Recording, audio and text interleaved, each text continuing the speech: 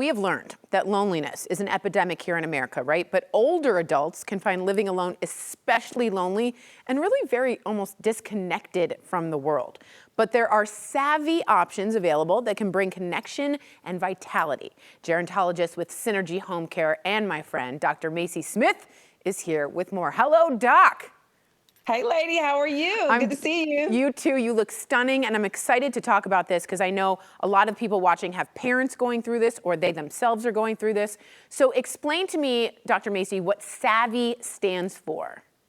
So SAVVY stands for Solo Agers Visibility. Oh, wow. You may have never heard that term before. We don't even consider it, but these are individuals who are aging of a particular age, over the age of 65, who don't have a spouse, who don't have children, who don't have siblings. They literally do not have biological family. Wow. But what they do have, which is one of the strategies, is they have logical family. And so it's very important that solo agers, number one, identify what they have around them, what they're lacking, and start to build community immediately. Yeah, that is hard. That is hard. I'm also living alone right now, and I find it difficult. I can't imagine not having any biological family around me. Talk to me about some of the issues that older adults living alone face. Yeah, so isolation. Yeah. Isolation kills. Yeah. Isolation is a chronic illness because when you're isolated, you become depressed, you're not connected. When you're depressed, not connected, you're not eating, Yes. you're not well hydrated. So you're bringing about chronic illnesses that may wind you up in the hospital. Yeah. And when our seniors age and they fall or have illnesses, they go into the hospital. Sometimes they never come back home. Yeah. And when you're alone, that's very scary. That's scary when you have family around. Yeah. But just imagine when you don't have family and you have to depend on strangers. That's a very fearful moment. And we don't want people to end up in a situation like that. We want people to be prepared because with preparation comes peace. Oh, I love that. I got to say, Doc, I've been going through, and I've been very honest about this, some depressive episodes and stuff, and I stopped eating myself. So I've been taking like Ensure and stuff. I can't imagine when you're super isolated having to just get that appetite going. But as you said, being active and socially engaged, we know now are ways to live longer, but they're also top strategies. Explain why they're so important.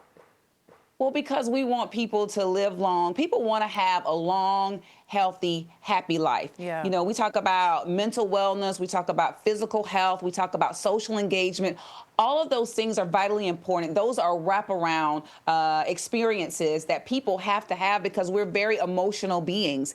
We can't be isolated. We have to be connected. And so when we think about staying active, getting out into the sunlight, that serotonin, it builds good mood. When you feel good, you do good, you are good. Staying connected to your community through community centers, faith-based organizations, your churches. Contact home care services. Home care services are not just to provide hands-on care with bathing, dressing, cleaning, but they provide companionship. Mm-hmm. They're already connected to the community and maybe long-term care support. And so if you were to need something, somebody is already there. And they're also trained to recognize depressive symptoms because I go through it too, especially, Tori, when this time changes. Yes. And it's less sunlight. And so I typically take an Epsom salt bath.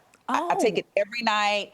It helps in some way, shape, or form because your body is, depleting magnesium. Yes. And talk therapy. Just like you have a therapist, you have a physician, you have your hairstylist. I want solo agers to get in the habit of reaching out to certified elder attorneys, Tori, because that's going to help you plan for what that long-term care looks like. They can connect them to resources so that way they can build financially and be prepared, but also connect with home care services like Synergy Home Care so that way they can be well connected before they need it. You know the saying, it's best to have it and not need it than to need it and not have it.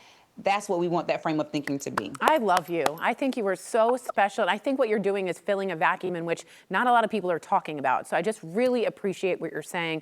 Can you talk and I are talking about it. Yeah. What kinds of things can engage the brain and support cognitive function? I know like puzzles are really good. I do puzzles. What other things are good?